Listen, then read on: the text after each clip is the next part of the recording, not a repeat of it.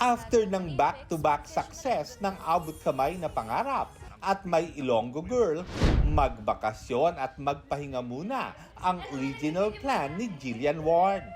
Pero ibang klaseng excitement anya ang feels ng bagong offer sa kanya, kaya di natanggihan. Isang role sa high-rating GMA Prime series na Mga Batang Riles. Something different po siya. And syempre, ang gagaling ng mga kasama ko. So, for sure, may mga bago akong matututunan. Dumalaw na siya sa set ng action drama series at nakaharap na ang Riles Boys na sina Miguel Can Felix, Kokoy De Santos, Rahil Birria at Anton Vinzon.